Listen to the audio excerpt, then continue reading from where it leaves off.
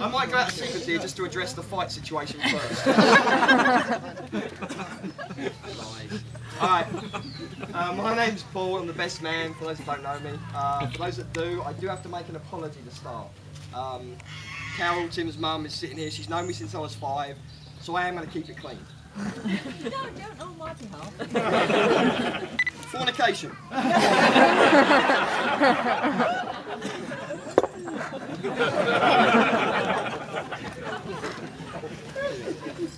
For an occasion as important as this, I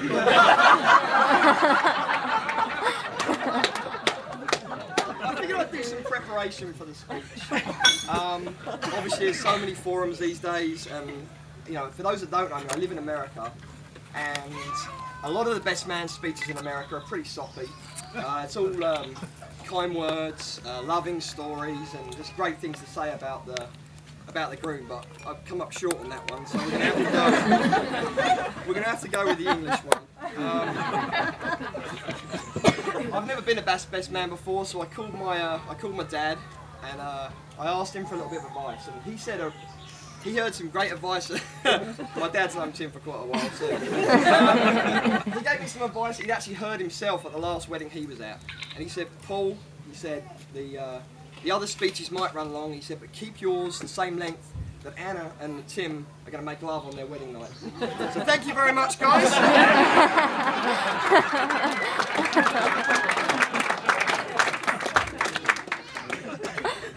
In absolute seriousness, I have been pretty calm all day, but I am very, very nervous.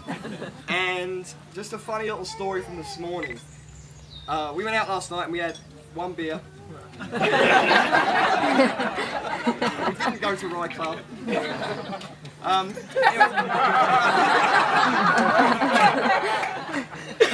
Well, I woke up, and the plan was to wake up at 7, set my alarm for 7, so we had tons of time. Well, I forgot to set my alarm, and I woke up, reached into my bag, pulled out my phone, and it said 1 o'clock.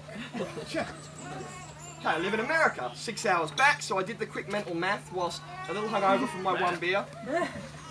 7 o'clock, perfect. So I get up, I knock on Tim's door, and I say, Tim, it's 7 o'clock, time to get up. So I strolled downstairs to go make a cup of tea, and Tim's microwave said 1:20. I absolutely bricked it. I thought my phone had automatically gone to English time and I'd be completely ballsed up. So I came back upstairs and had to check with Tim, so thankfully it was 7 o'clock. So I don't think anyone here probably would have let that happen, but it was a little bit of a nervous moment. But to be honest, here's an example of what a phenomenal person and a friend Tim is. I have been very, very nervous, and both of us kind of darted off a little bit beforehand to kind of work, read through our speeches. And Tim pulled me aside and he said, Paul, if you do a good job today, I'll let you be best man at my next wedding.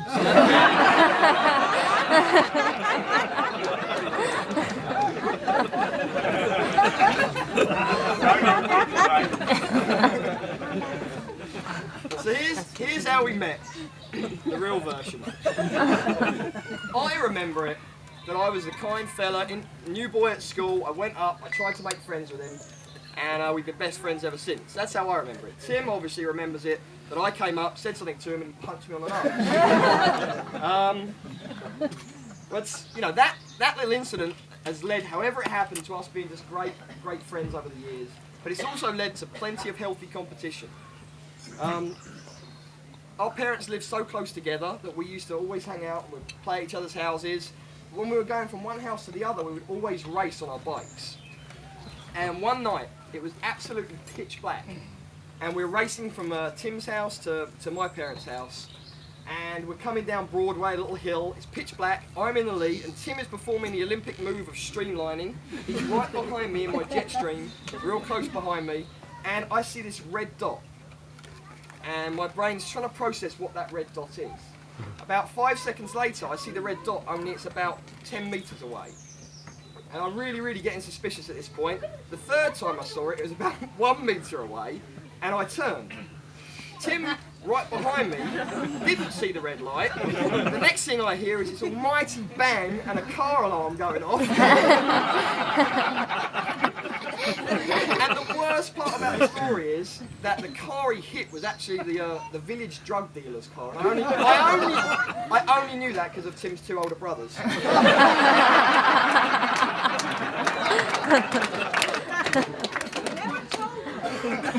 was absolutely brilliant. Some other competition we've had over the years. Obviously, with this out of Tim's eyes. We were in Cubs together. This is mine. What have I got? 2, 3. What would a windmill be? 3. This is Tim.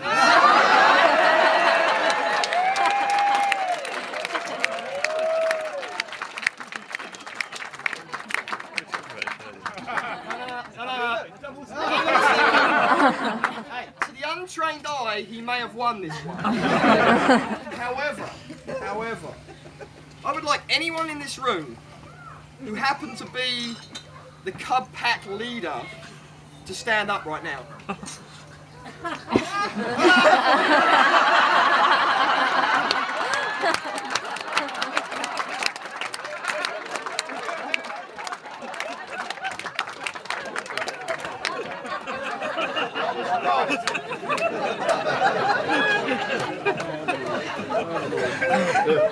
Tim has always been special though, and in every way.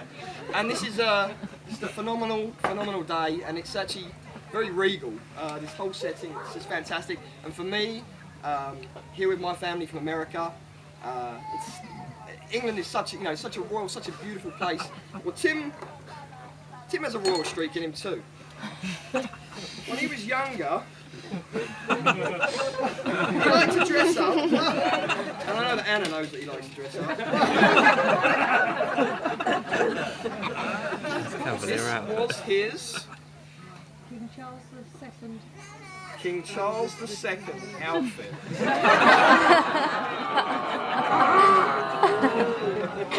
Yeah. Slip that onto me.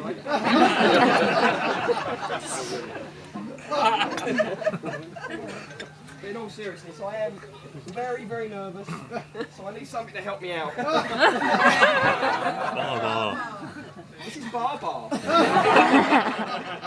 When Tim was younger, his little comfort was Bar, and he used to stroke the foot just like this.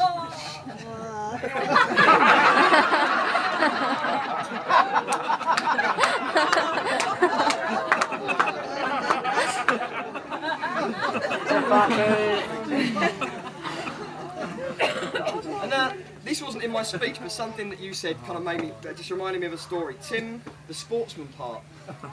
Tim and I have just been great friends, but we're pretty different in the interests we've had, and different things we've done. And one thing was though, individually at pool, we get beaten by people. As a team, we never ever lost. And the reason being is that we're probably the best cheats in the world. We used to have it set up where one of us would walk by and block the view of the other person. Tim's trademark move was to remove the balls, and then he would slip them into the pocket when no one was looking. Kind of ironic that Anna's going to remove his balls and slip them in her.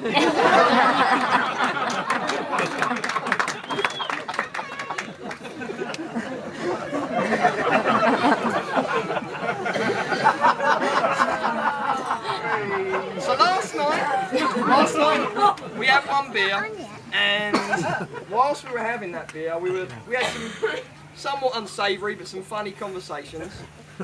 And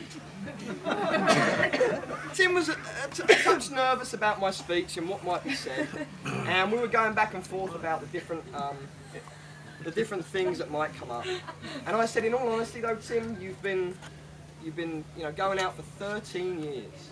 13 long years. So what can she not know about you at this point? So that led to some interesting conversations. And what's the magazine you work for? Glamour.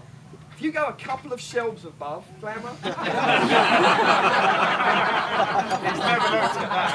well, that's the question. Has he ever looked at that? So what I'd like you all to do at the moment, if you look in the middle of your tables, there is a card in the middle of all your tables. You can open that at this point and pass it around the table, and we'll answer that question for good.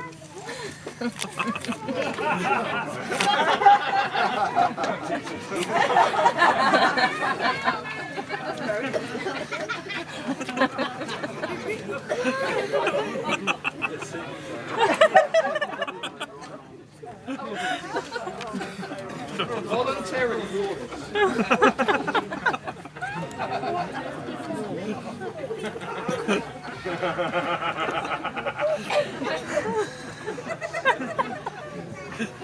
Alright, while you're passing it around, I'll crack on. So I figured that most of my job was just to make fun of Tim and crack a few jokes, but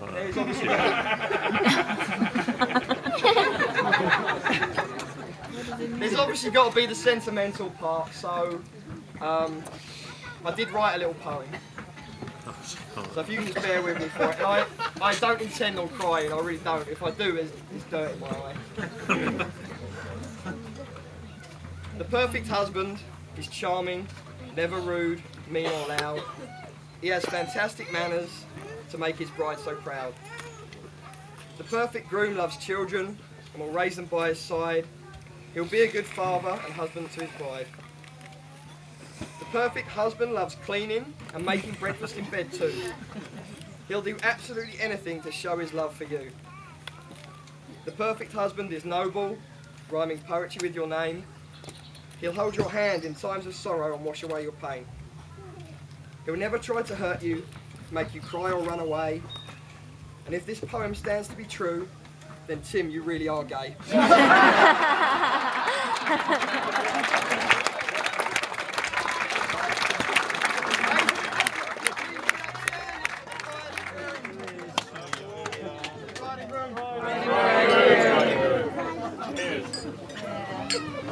Well done, Paul. Well done.